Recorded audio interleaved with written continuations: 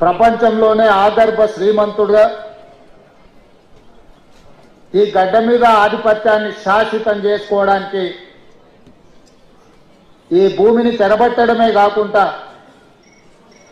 దళితులను గిరిజనులను బలహీన వర్గాల మీద తాను ఆధిపత్యం చెలాయించాలనుకున్నప్పుడు ఆ చెలాయిస్తున్న సందర్భంలో బండెనక బండి కట్టి ఏ బండిలో పోతారో నిజాము సర్కారోడా అని బండి యాదగిరి గలం విప్పితే నిజాం సర్కారు పీఠమే కదిలింది. అదేవిధంగా ఉమ్మడి రాష్ట్రంలో సీమాంధ్రకు సంబంధించిన సమైక్యవాదులు ఈ తెలంగాణ మీద ఆధిపత్యం చెలాయిస్తున్నప్పుడు ఓ గద్దరన్న, ఓ గూడ అంజన్న,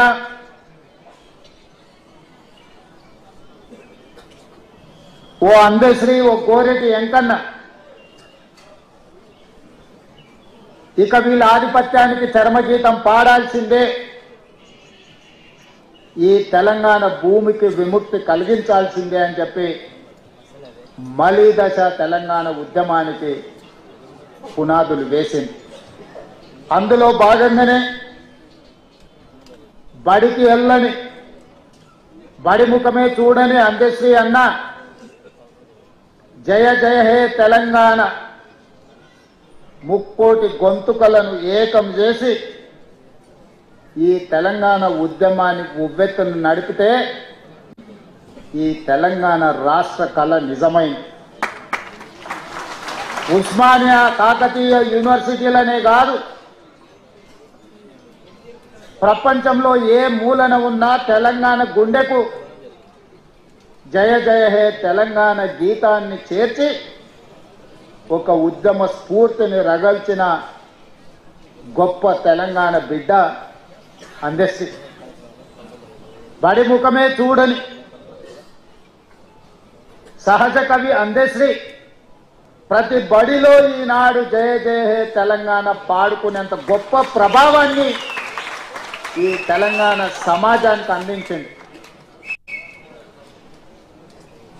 బాధతో, ఉద్వేగంతో నేను మాట చెప్తున్నా, వచ్చిన తెలంగాణ రాష్ట్రంలో స్ఫూర్తిని నింపి తెలంగాణ రాష్ట్రాన్ని సాధించిన జయ జయ తెలంగాణకు అధికారిక హోదా లభిస్తుంది అని ఈ వేదిక మీద ఉన్నోళ్లే కాదు 4 కోట్ల తెలంగాణ ప్రజలు ఆకాంక్షించింది.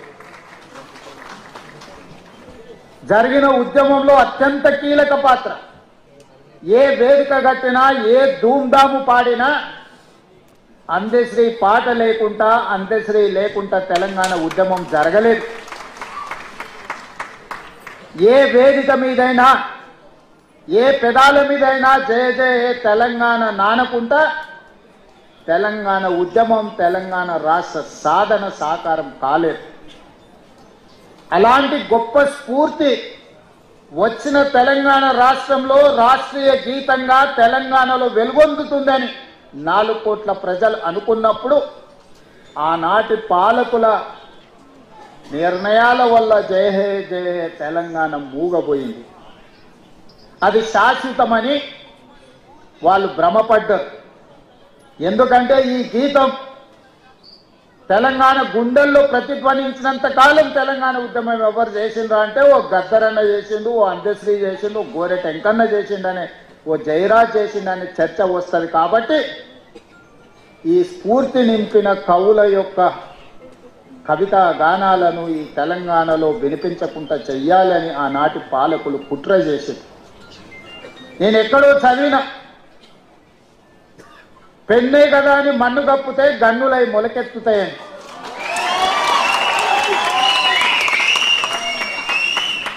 కవి రాసే పెన్నుల మీద మన్ను కప్పితే అవి గన్నులై మొలకెత్తుతాయి, మీ గడీలను కుప్ప కూలుస్తాయన్న నినాదాన్ని, నిజాన్ని చేసిండు అందశ్రీ. 10 సంవత్సరాలు మూగబోయి ఉండొచ్చు మీ ఉద్దేశంలో, కానీ తెలంగాణ ప్రజల గుండెల్లో నిత్యం గానమై జయ జయ హే తెలంగాణ జనాలు పాడుకున్నారు. నేను చేసింది ఏమీ లేదు, తెలంగాణ ప్రజలు పాడుకున్నది 4 కోట్ల తెలంగాణ ప్రజలు కోరుకున్న జయ జయ హే తెలంగాణ రాష్ట్రీయ గీతంగా ప్రకటించడమే కాకుండా ఈనాడు చదువుకునే ప్రతి బడిలో పాడాలి, చదువులు చెప్పే ప్రతి పుస్తకంలో రాయాలి అని ఈ ప్రభుత్వం ప్రజా ప్రభుత్వం కాబట్టి నిర్ణయం తీసుకొని ఈనాడు పాఠ్య పుస్తకాలలో మొదటి అంశంగా జయ జయ హే తెలంగాణను చేర్చడం జరిగింది. అదేవిధంగా సర్వం ఒడ్డి సర్వం త్యాగం చేసి ఏమీ ఆశించకుండా ఆలోచించకుండా 5 దశాబ్దాలు ఈ ప్రజల కోసం పనిచేసిన కుటుంబాన్ని ఆదుకోవడం ఆ కుటుంబ సభ్యుడిగా నా బాధ్యత. అందుకే ఎన్నికల కంటే ముందు ఓ గద్దరన్న ఒక అందశ్రీ ఈ ప్రజా పాలన అధికారంలోకి రావడానికి శాయశక్తుల కృషి చేసిండ్రు, కలగన్నరు, రావాలని పోరాటం చేసింది. తెలంగాణ ఉద్యమం తెలంగాణ రాష్ట్ర సాధనే కాదు. ఈనాడు నేను మా మిత్రులు పెద్దలు దామోదర్ రాజనరసింహ గారు, అట్లూరి లక్ష్మణ్ గారు లేదా ఉత్తమ్ కుమార్ రెడ్డి గారు ఎవరమైనా మంత్రులు ముఖ్యమంత్రులు అయినము అని అంటే వాళ్ళు ఇచ్చిన స్ఫూర్తి, వాళ్ళు చేసిన పోరాటం ఎవరు కూడా మర్చిపోలేని. అందుకే ఒక గద్దరన్నను ఒక అందశ్రీని ఈ ప్రభుత్వ పెద్దలకు ఒకవేళ అనుకోని అకాల మరణం వస్తే ఏ విధంగా ప్రభుత్వ పెద్దలను ఆదుకుంటామో ఈ తెలంగాణ సమాజానికి పెద్దలైన గద్దరన్నను అందశ్రీని ఈ ప్రభుత్వం ఆదుకుంటుంది, భవిష్యత్తులో అండగా నిలబడుతుంది అని చెప్పి అభిమానులందరికీ నేను చెప్పదలుచుకున్నాను. అందుకే వారి కుటుంబానికి ఉద్యోగం ఇచ్చినా, వారి స్మృతివనం కట్టాలనుకున్నా వారు రాసిన నిప్పుల వాగు ప్రతి లైబ్రరీలో ఉండే విధంగా ఈనాడు ప్రభుత్వం చర్యలు చేపట్టింది. భవిష్యత్తులో కూడా ఆ కుటుంబాలను ఆదుకుంటుంది. ఇదే కాదు, ప్రభుత్వం వచ్చిన మొదటి సంవత్సరం పూర్తి చేసుకున్న సందర్భంలో 9 మంది తెలంగాణ ఉద్యమకారులను, కవులను, గాయకులను సచివాలయం సాక్షిగా వాళ్ళని సన్మానించుకోవడమే కాదు, వాళ్ళను గుర్తించాలి, వాళ్ళను ఆదుకోవాలన్న ఉద్దేశంతో 300 గజాల ఇంటి స్థలాన్ని, ఎందుకంటే వీళ్ళందరూ నిలువ నీడ లేకుండా ఒకవేళ నీడ ఉన్నా ఆ నీడను తెగనమ్మి తెలంగాణ ఉద్యమంలో వాళ్ళు భాగస్వాములు అయింది. ఈరోజు వయసు ఉడిగిపోయింది, తిరిగి సంపాదించాలన్న సంపద ఎట్లుంటుందో సంపాదించడం ఎలాగో తెలియలేనంతగా ప్రజలలో మమేకమైపోయిన ఆ 9 కుటుంబాలను ఈరోజు ప్రభుత్వం గుర్తించి వాళ్ళని ఆర్థికంగా ఆదుకోవడమే కాకుండా వాళ్ళకు ఇళ్ల పట్టాలు ఇళ్లకు స్థలం ఇవ్వాలని అనుకున్నాం. ఈనాడు ఆ 9 మందికి 300 గజాలు ఒక్కొక్కరికి ఇవ్వడమే కాదు, వాళ్ళ కుటుంబ సభ్యులు ఆత్మగౌరవంతో బ్రతికే విధంగా భారత్ ఫ్యూచర్ సిటీలో అద్భుతమైన ఇండ్లను కట్టించి వాళ్ళకు ఒక రక్షణ, వాళ్ళకు ఒక నమ్మకం కలిగించడానికి మా ప్రభుత్వం చేస్తుంది. ఆ బాధ్యతను మా పెద్దలు దామోదర్ రాజనరసింహ గారు తీసుకోవాల్సిందిగా నేను వారికి సూచన చేస్తున్నా. తప్పకుండా ఆ కార్యక్రమాన్ని తీసుకుంటాం. అదేవిధంగా దళితుల గురించి గ్రామీణ ప్రాంతం నుంచి వ్యవసాయ కుటుంబం నుంచి వచ్చిన నాకు సంపూర్ణమైన అవగాహన ఉంది. మా భూములు దుక్కి దున్నినా, మా పొలాలలో పంట పండినా, మేము మోతుబరి రైతులుగా సమాజంలో గుర్తింపు పొందిన మా గ్రామంలో ఉన్న దళితులు 100% మాకు అండగా నిలబడ్డారు. కాబట్టే మేము మా గ్రామాలలో రాణించినాం. మీరందరూ ఆశీర్వదించారు కాబట్టే ఈనాడు తెలంగాణ రాష్ట్రానికి ముఖ్యమంత్రినైన విషయాన్ని ఏ వేదిక మీదైనా చెప్పుకోవడానికి నాకేం బేసిజం లేదు. అందుకే అది వర్గీకరణ కావచ్చు, ఇతర విషయాలు కావచ్చు, ఎన్నో రకాల ఒడిదుడుకులు వచ్చినాయి. మా నరసింహులన్న చంద్రబాబు నాయుడు గారితో ఉన్నప్పుడు మొట్టమొదట వర్గీకరణ అమలు చేపించింది. దేశానికి ఒక మార్గాన్ని ఆ రోజు ఏర్పాటు చేసింది. తర్వాత ఎన్నో అంశాల ప్రాతిపదికన అది మరుగున పడిపోయింది. కానీ ఈనాడు మీ సోదరుడు తెలంగాణ రాష్ట్ర ముఖ్యమంత్రిగా ఈ దేశంలోనే అమలు చేసింది మన రాష్ట్రమే. మీ సోదరుడే ఇప్పటివరకు ఏ రాష్ట్రంలో కూడా వర్గీకరణను అమలు చెయ్యలేదు. తూచా తప్పకుండా సాంకేతిక న్యాయపరమైన లోపం లేకుండా 100% మీ అందరి సహకారంతోని ఈరోజు మీ జాతుల మధ్యలో ఉన్న వైరాన్ని శాశ్వతంగా తొలగించాలి. తాత్కాలికంగా ఎవరికైనా బాధనో దుఃఖమో ఉన్నా శాశ్వతంగా ఇది మిమ్మల్ని అందరినీ ఏకం చేస్తుందన్న ఆలోచనతోని ఏకం చేయాలన్న ఉద్దేశంతో 100% వర్గీకరణ అమలు చేస్తే మొన్న ఎప్పుడూ చదువుకొని డాక్టర్ అనే చదువులోనే జాయిన్ కాని సామాజిక వర్గానికి సంబంధించి చాలా మంది డాక్టర్లుగా మొదటిసారి వచ్చిందని దామోదర్ రాజనరసింహ గారు చెప్పినప్పుడు నాకు సంతోషం కలిగింది. ఈ వర్గీకరణ చిన్న చిన్న ఉద్యోగాలు మీకు తెచ్చిపెట్టడం కాదు. మీరు డాక్టర్లుగా, లాయర్లుగా, ఇంజనీర్లుగా, గొప్ప సైంటిస్టులుగా, ఐఏఎస్లుగా, ఐపీఎస్లుగా రాణించి ఈ రాజ్యంలో, ఈ పరిపాలనలో మీరు భాగస్వాములు కావాలి. తెలంగాణ పునర్నిర్మాణంలో మీరు నిలబడాలి అని నేను 100% విశ్వసించి ముందుకు తీసుకెళ్ళిన. ఇదే కాదు మిత్రులారా, నా మంత్రివర్గంలో 4 దళితులు మంత్రులు ఉన్నారు. స్పీకర్ దళితుడు ఉన్నారు. ఉమ్మడి రాష్ట్రంలో కూడా 4కి ఇవ్వలేదు. ఇవాళ తెలంగాణలో రెట్లు 3 ఉంటే దళితులు 4 ఉన్నారు మంత్రివర్గంలో. స్పీకర్ ఉన్నారు.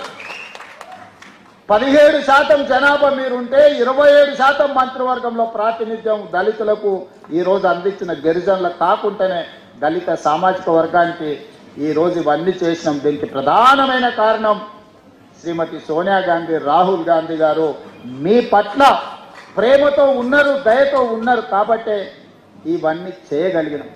అందుకే మిత్రులారా, చాలా అంశాలు మాట్లాడేది ఉన్నది, తీసుకోవాల్సిన నిర్ణయాలు ఉన్నాయి. యాదగిరి అన్న చేసిన సూచన, నరసింహులు గారు చేసిన సూచన, ఇతర సూచనలు అన్నిటి మీద కూడా వారు సూచించినట్టుగా ఒక ప్రత్యేక సమావేశాన్ని ఏర్పాటు చేస్తాను. రీసెర్చ్కు సంబంధించి మా ఊరోడు మా కాసిం కూడా సూచన చేసిండు. తప్పకుండా ఆ సూచనల నేపథ్యంలో ఒక ప్రత్యేక సమావేశాన్ని ఏర్పాటు చేసి మీరు ఇచ్చిన సూచనల మీద ప్రభుత్వం ఏ రకమైన నిర్ణయం తీసుకోవాలనో తప్పకుండా తీసుకుంటుంది. చివరగా ఒకే ఒక్క మాట, ఎన్ని వజ్రాలున్నా కోహినూరు వజ్రానికి పోటీ లేదు. దశాబ్దాలే కాదు శతాబ్దాలు గడిచిన వజ్రాల గురించి చర్చించాల్సి వచ్చినప్పుడు కోహినూరు వజ్రాందే మొదటి స్థానం. కవులు, కళాకారులు ఎంతమంది ఉన్నా, ఎవరి గురించి చర్చించినా, రేపటి తెలంగాణ చరిత్రలో కవులు, కళాకారుల గురించి మాట్లాడినప్పుడు మా అందశ్రీ అన్న ఒక కోహినూరు వజ్రంగా నిలబడతాడు. అది శాశ్వతం చెయ్యడానికి ఆ కోహినూరు వజ్రాన్ని, వారి కీర్తిని, వారి కుటుంబాన్ని ఆదుకునే బాధ్యత నాది, మా ప్రభుత్వాన్ని అని తెలియజేస్తూ మీ అందరి దగ్గర సెలవు తీసుకుంటున్న. ధన్యవాదాలు మిత్రులారా. పెద్దలు రాష్ట్ర కాంగ్రెస్ పార్టీ అధ్యక్షులు మహేష్ అన్న ప్లీజ్ ఒకటి ఆవిష్కరించాలి, ఒక పాట ఆవిష్కరించాలి అంతే.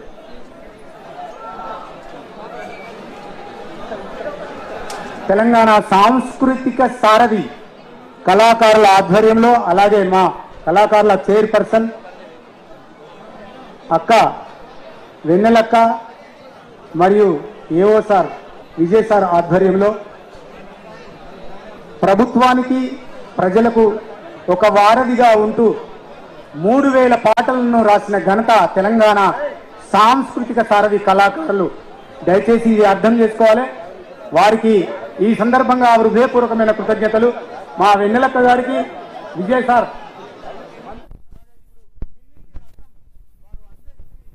శ్రీ శ్రీనివాసుని కళ్యాణం.